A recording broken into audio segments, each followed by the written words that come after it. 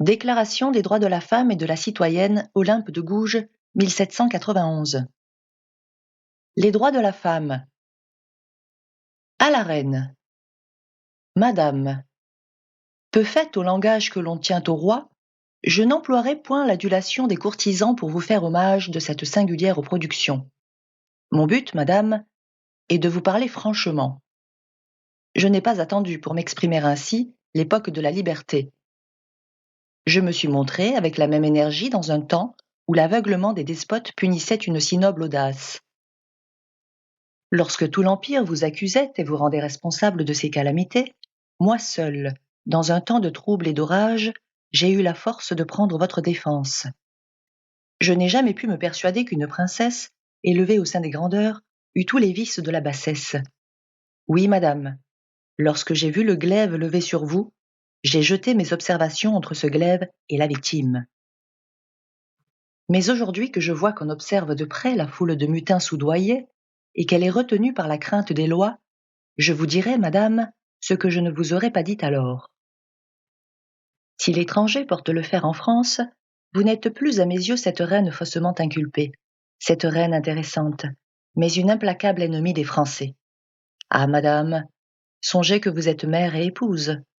Employez tout votre crédit pour le retour des princes. Ce crédit, si sagement appliqué, raffermit la couronne du père, la conserve au fils et vous réconcilie l'amour des Français. Cette digne négociation est le vrai devoir d'une reine. L'intrigue, la cabale, les projets sanguinaires précipiteraient votre chute, si l'on pouvait vous soupçonner capable de semblables desseins. Qu'un plus noble emploi, madame, vous caractérise, excite votre ambition et fixe vos regards. Il n'appartient qu'à celle que le hasard a élevée à une place éminente de donner du poids à l'essor des droits de la femme et d'en accélérer les succès. Si vous étiez moins instruite, madame, je pourrais craindre que vos intérêts particuliers ne l'emportassent sur ceux de votre sexe. Vous aimez la gloire. Songez, madame, que les plus grands crimes s'immortalisent comme les plus grandes vertus. Mais quelle différence de célébrité dans les fastes de l'histoire! L'une est sans cesse prise pour exemple, et l'autre est éternellement l'exécration du genre humain. On ne vous fera jamais un crime de travailler à la restauration des mœurs, à donner à votre sexe toute la consistance dont il est susceptible. Cet ouvrage n'est pas le travail d'un jour, malheureusement pour le nouveau régime. Cette révolution ne s'opérera que quand toutes les femmes seront pénétrées de leur déplorable sort et des droits qu'elles ont perdus dans la société.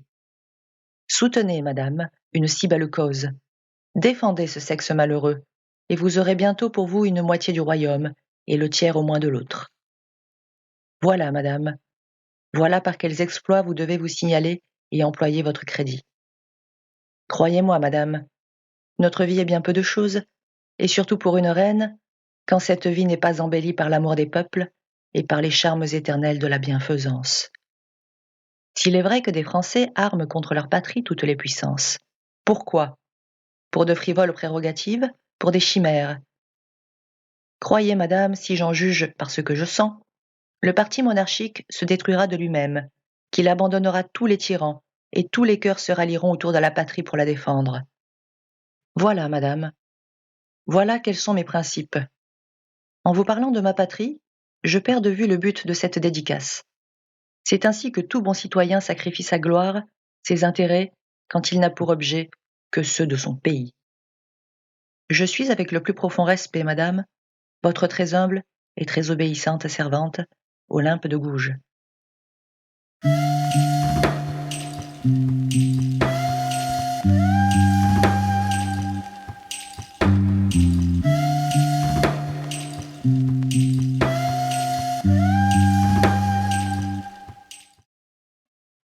Homme, es-tu capable d'être juste?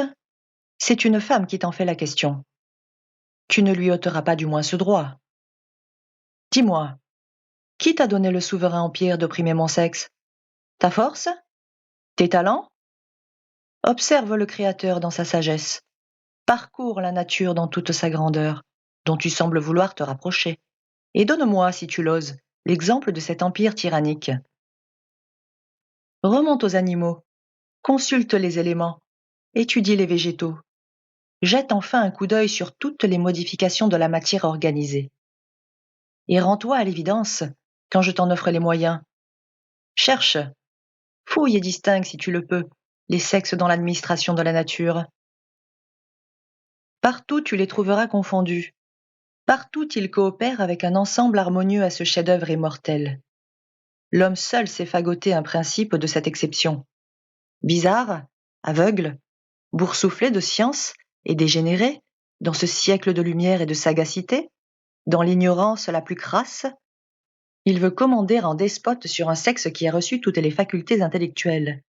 Il prétend jouir de la révolution et réclamer ses droits à l'égalité pour ne rien dire de plus.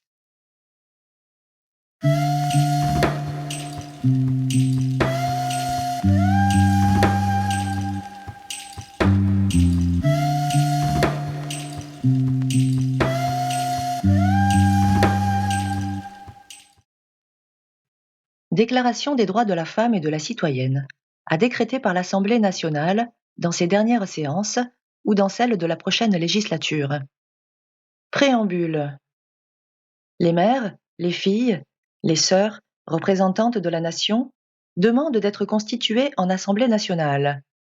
Considérant que l'ignorance, l'oubli ou le mépris des droits de la femme sont les seules causes des malheurs publics et de la corruption des gouvernements, elles ont résolu d'exposer dans une déclaration solennelle les droits naturels, inaliénables et sacrés de la femme, afin que cette déclaration constamment présente à tous les membres du corps social leur rappelle sans cesse leurs droits et leurs devoirs, afin que les actes du pouvoir des femmes et ceux du pouvoir des hommes, pouvant être à chaque instant comparés avec le but de toute institution politique, en soient plus respectés, afin que les réclamations des citoyennes, fondées sur des principes simples et incontestables, tournent toujours au maintien de la Constitution, des bonnes mœurs et au bonheur de tous.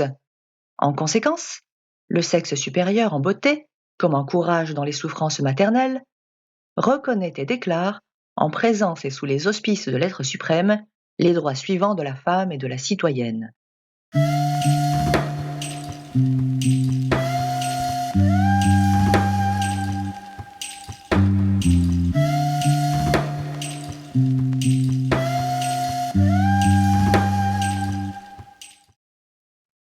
Article 1er. La femme naît libre et demeure égale à l'homme en droit.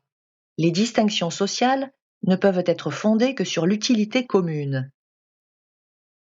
Article 2. Le but de toute association politique est la conservation des droits naturels et imprescriptibles de la femme et de l'homme. Ces droits sont la liberté, la propriété, la sûreté et surtout la résistance à l'oppression. Article 3. Le principe de toute souveraineté réside essentiellement dans la nation, qui n'est que la réunion de la femme et de l'homme. Nul corps, nul individu ne peut exercer d'autorité qui n'en émane expressément. Article 4. La liberté et la justice consistent à rendre tout ce qui appartient à autrui. Ainsi, l'exercice des droits naturels de la femme n'a de borne que la tyrannie perpétuelle que l'homme lui oppose. Ces bornes doivent être réformées par les lois de la nature et de la raison. Article 5. Les lois de la nature et de la raison défendent toutes actions nuisibles à la société. Tout ce qui n'est pas défendu par ces lois, sages et divines, ne peut être empêché, et nul ne peut être contraint à faire ce qu'elle n'ordonne pas. Article 6. La loi doit être l'expression de la volonté générale. Toutes les citoyennes et tous les citoyens doivent concourir personnellement, ou par leurs représentants, à sa formation. Elle doit être la même pour tous. Toutes les citoyennes et tous les citoyens, étant égaux à ses yeux, doivent être également admissibles à toute dignité, places et emplois publics, selon leurs capacités et sans autre distinction que celle de leurs vertus et de leurs talents. Article 7. Nulle femme n'est exceptée. Elle est accusée, arrêtée et détenue dans les cas déterminés par la loi. Les femmes obéissent comme les hommes à cette loi rigoureuse. Article 8. La loi ne doit établir que des peines strictement et évidemment nécessaires, et nul ne peut être puni qu'en vertu d'une loi établie et promulguée antérieurement au délit et légalement appliquée aux femmes. Article 9. Toute femme étant déclarée coupable Toute rigueur est exercée par la loi. Article 10. Nul ne doit être inquiété pour ses opinions, même fondamentales. La femme a le droit de monter sur l'échafaud. Elle doit avoir également celui de monter à la tribune, pourvu que ces manifestations ne troublent pas l'ordre public établi par la loi. Article 11. La libre communication des pensées et des opinions est un des droits les plus précieux de la femme, puisque cette liberté assure la légitimité des pères envers les enfants. Toute citoyenne peut donc dire librement « Je suis mère d'un enfant qui vous appartient », sans qu'un préjugé barbare la force à dissimuler la vérité, sauf à répondre de l'abus de cette liberté dans les cas déterminés par la loi. Article 12. La garantie des droits de la femme et de la citoyenne nécessite une utilité majeure. Cette garantie doit être instituée pour l'avantage de tous et non pour l'utilité particulière de celles à qui elle est confiée. Article 13. Pour l'entretien de la force publique et pour les dépenses d'administration, les contributions de la femme et de l'homme sont égales. Elle a part à toutes les corvées, à toutes les tâches pénibles. Elle doit donc avoir de même part à la distribution des places, des emplois, des charges, des dignités et de l'industrie. Article 14. Les citoyennes et citoyens ont le droit de constater par eux-mêmes ou par leurs représentants la nécessité de la contribution publique. Les citoyennes ne peuvent y adhérer que par l'admission d'un partage égal, non seulement dans la fortune, mais encore dans l'administration publique, et de déterminer la quotité, l'assiette, le recouvrement et la durée de l'impôt. Article 15.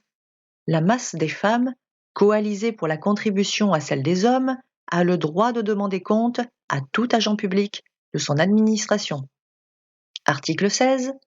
Toute société dans laquelle la garantie des droits n'est pas assurée, ni la séparation des pouvoirs déterminée, n'a point de constitution. La constitution est nulle si la majorité des individus qui composent la nation n'a pas coopéré à sa rédaction. Article 17. Les propriétés sont à tous les sexes réunis ou séparées. Elles sont pour chacun un droit inviolable et sacré. Nul ne peut en être privé comme vrai patrimoine de la nature, si ce n'est lorsque la nécessité publique, légalement constatée, l'exige évidemment, et sous la condition d'une juste et préalable indemnité.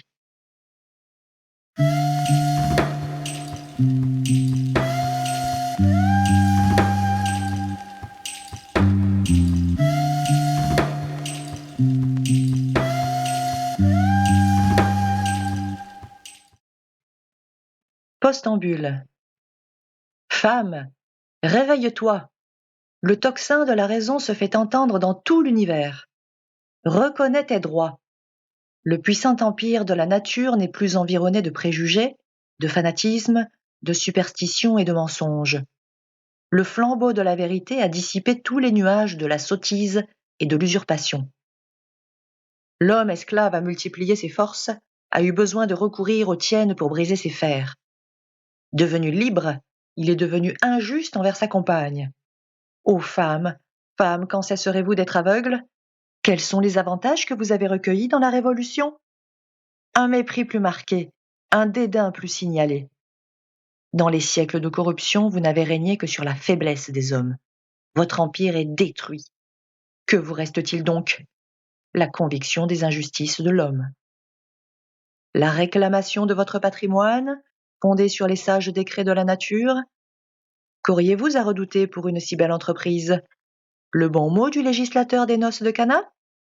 Craignez-vous que nos législateurs français, correcteurs de cette morale, longtemps accrochés aux branches de la politique, mais qui n'est plus de saison, ne vous répètent « Femmes, qu'y a-t-il de commun entre vous et nous ?» Tout, auriez-vous à répondre. S'ils s'obstinaient, dans leur faiblesse, à mettre cette inconséquence en contradiction avec leurs principes, opposer courageusement la force de la raison aux vaines prétentions de supériorité. Réunissez-vous sous les étendards de la philosophie. Déployez toute l'énergie de votre caractère, et vous verrez bientôt ces orgueilleux, non serviles adorateurs rampants à vos pieds, mais fiers de partager avec vous les trésors de l'être suprême. Quelles que soient les barrières que l'on vous oppose, il est en votre pouvoir de les affranchir. Vous n'avez qu'à le vouloir. Passons maintenant à l'effroyable tableau de ce que vous avez été dans la société. Et puisqu'il est question, en ce moment, d'une éducation nationale, voyons si nos sages législateurs penseront sainement sur l'éducation des femmes. Les femmes ont fait plus de mal que de bien. La contrainte et la dissimulation ont été leur partage. Ce que la force leur avait ravi, la ruse leur a rendu. Elles ont eu recours à toutes les ressources de leur charme et le plus irréprochable ne leur résistait pas. Le poison, le fer, tout leur était soumis. Elles commandaient au crime comme à la vertu. Le gouvernement français, surtout, a dépendu pendant des siècles de l'administration nocturne des femmes. Le cabinet n'avait point de secret pour leur indiscrétion. Ambassade, commandement, ministère, présidence, pontificat, cardinalat. Enfin, tout ce qui caractérise la sottise des hommes, profane et sacré. Tout a été soumis à la cupidité et à l'ambition de ce sexe autrefois méprisable et respecté, et depuis la Révolution, respectable et méprisé. Dans cette sorte d'antithèse, que de remarques n'ai-je point à offrir? Je n'ai qu'un moment pour les faire, mais ce moment fixera l'attention de la postérité la plus reculée. Sous l'Ancien Régime, tout était vicieux, tout était coupable. Mais ne pourrait-on pas apercevoir l'amélioration des choses dans la substance même des vices? Une femme n'avait besoin que d'être belle ou aimable. Quand elle possédait ces deux avantages, elle voyait 100 fortunes à ses pieds. Si elle n'en profitait pas, elle avait un caractère bizarre, ou une philosophie peu commune, qui la portait au mépris des richesses. Alors elle n'était plus considérée que comme une mauvaise tête. La plus indécente se faisait respecter avec de l'or. Le commerce des femmes était une espèce d'industrie reçue dans la première classe, qui désormais n'aura plus de crédit. S'il en avait encore, la Révolution serait perdue, et sous de nouveaux rapports, nous serions toujours corrompus. Cependant, la raison peut-elle se dissimuler que tout autre chemin à la fortune est fermé à la femme que l'homme achète, comme l'esclave sur les côtes d'Afrique? La différence est grande, on le sait. L'esclave commande au maître, mais si le maître lui donne la liberté sans récompense, et à un âge où l'esclave a perdu tous ses charmes, que devient cet infortuné? Le jouet du mépris. Les portes mêmes de la bienfaisance lui sont fermées. Elle est pauvre et vieille, dit-on. Pourquoi n'a-t-elle pas su faire fortune? D'autres exemples encore plus touchants s'offrent à la raison. Une jeune personne sans expérience, séduite par un homme qu'elle aime, abandonnera ses parents pour le suivre. L'ingrat la laissera après quelques années. Et plus elle aura vieilli avec lui, plus son inconstance sera inhumaine. Si elle a des enfants, il l'abandonnera de même.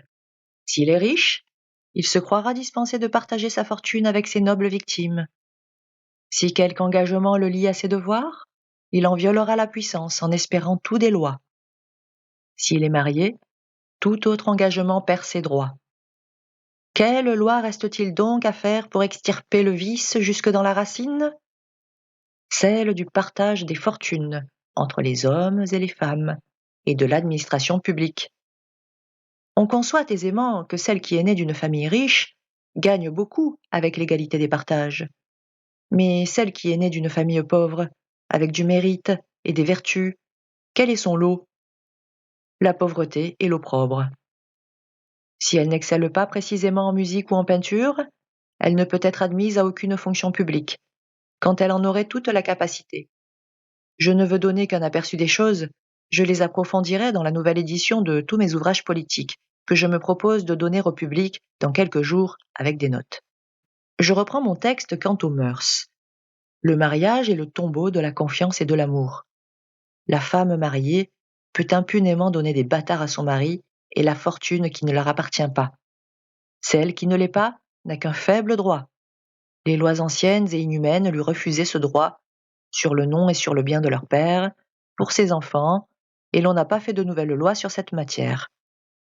Si tenter de donner à mon sexe une consistance honorable et juste est considéré dans ce moment comme un paradoxe de ma part, et comme tant est l'impossible, je laisse aux hommes à venir la gloire de traiter cette matière.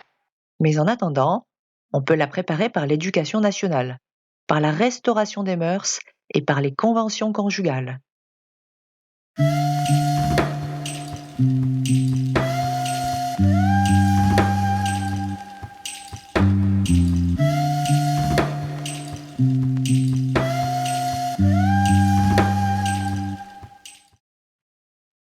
forme du contrat social de l'homme et de la femme.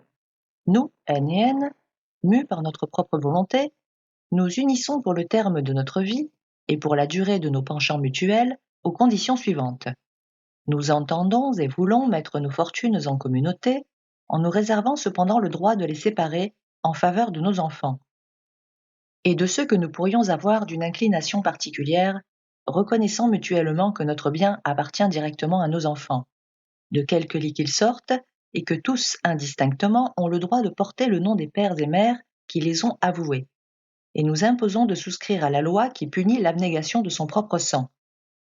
Nous nous obligeons également, en cas de séparation, de faire le partage de notre fortune et de prélever la portion de nos enfants indiquée par la loi. Et, au cas d'union parfaite, celui qui viendrait à mourir se désisterait de la moitié de ses propriétés en faveur de ses enfants. Et si l'un mourait sans enfant, le survivant hériterait de droit, à moins que le mourant n'ait disposé de la moitié du bien commun en faveur de qui il jugerait à propos. Voilà à peu près la formule de l'acte conjugal dont je propose l'exécution. À la lecture de ce bizarre écrit, je vois s'élever contre moi les Tartuffes, les Bégueules, le clergé et toute la séquelle infernale.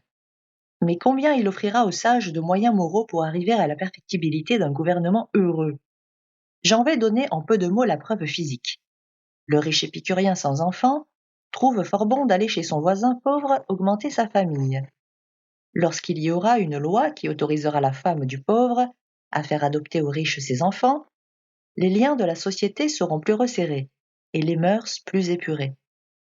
Cette loi conservera peut-être le bien de la communauté et retiendra le désordre qui conduit tant de victimes dans les hospices de l'opprobre, de la bassesse et de la dégénération des principes humains, où depuis longtemps gémit la nature. Que les détracteurs de la saine philosophie cessent donc de se récrier contre les mœurs primitives, ou qu'ils aillent se perdre dans la source de leurs citations.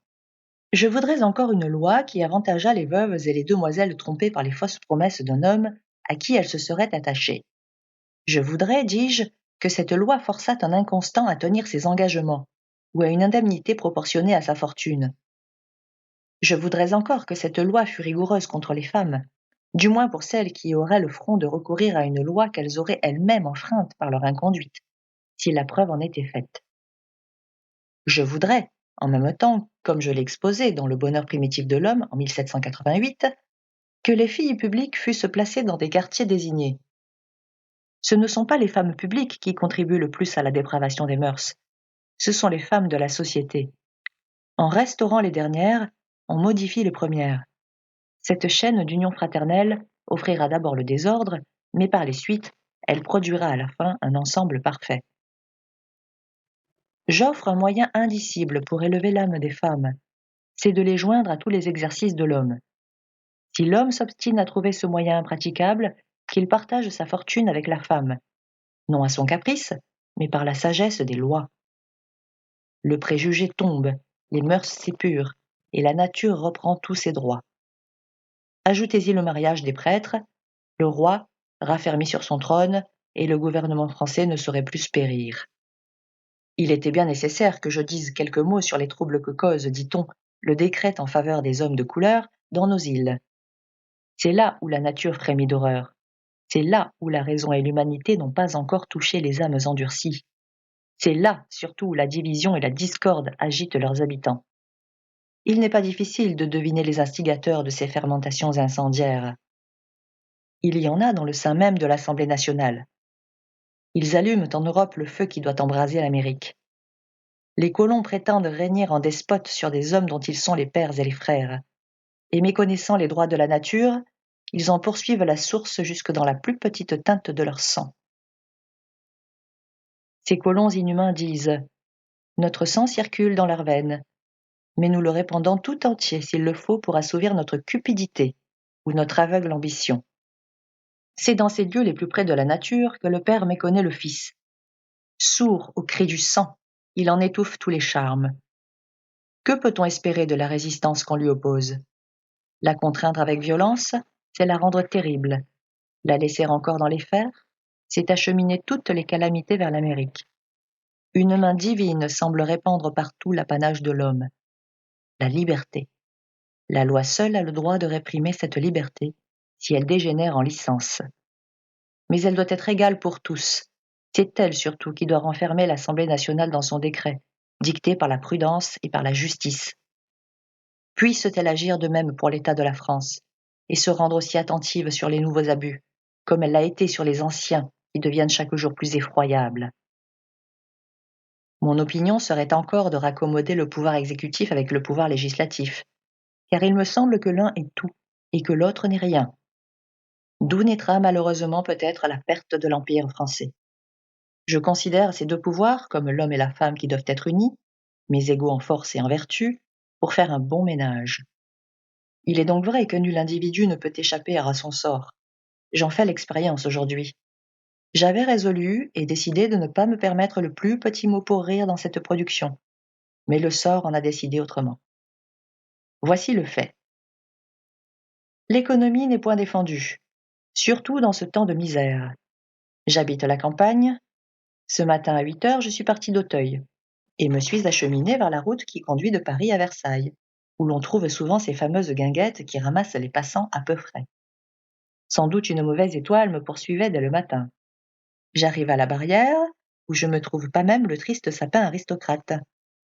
Je me repose sur les marches de cet édifice insolent qui recelait des commis.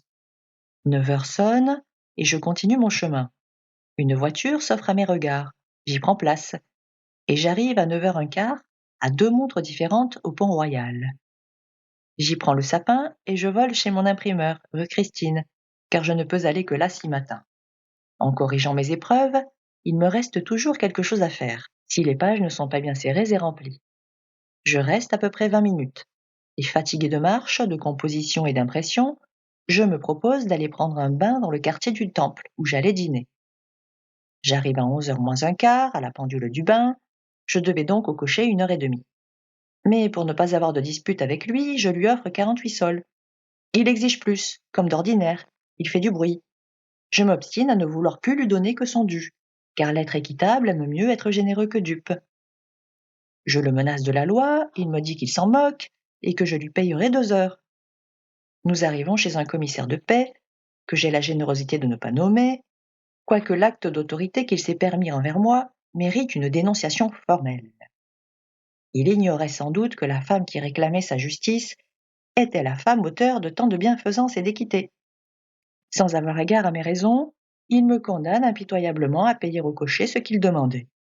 Connaissant mieux la loi que lui, je lui dis « Monsieur, je m'y refuse, et je vous prie de faire attention que vous n'êtes pas dans le principe de votre charge. » Alors cet homme, ou pour mieux dire ce forcené, s'emporte, me menace de la force si je ne paye à l'instant, ou de rester toute la journée dans son bureau.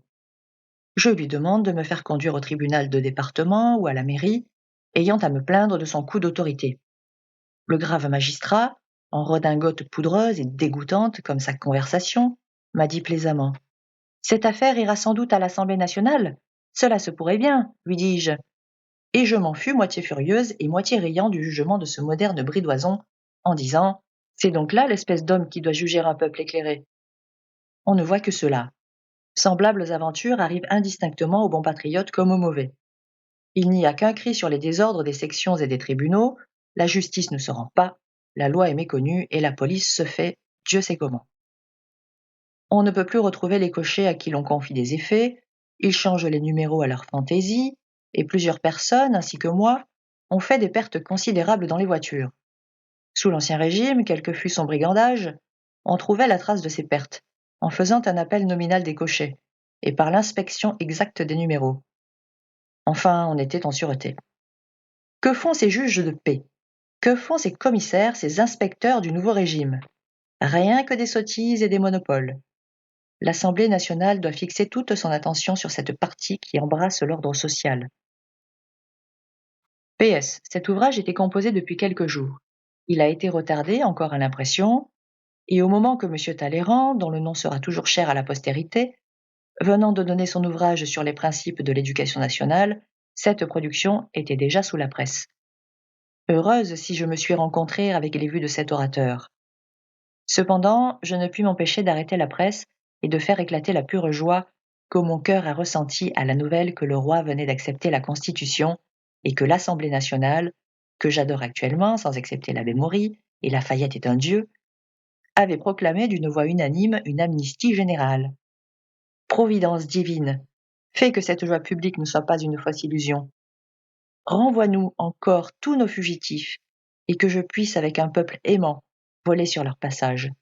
Et dans ce jour solennel, nous rendrons tous hommage à ta puissance. 14 septembre 1791.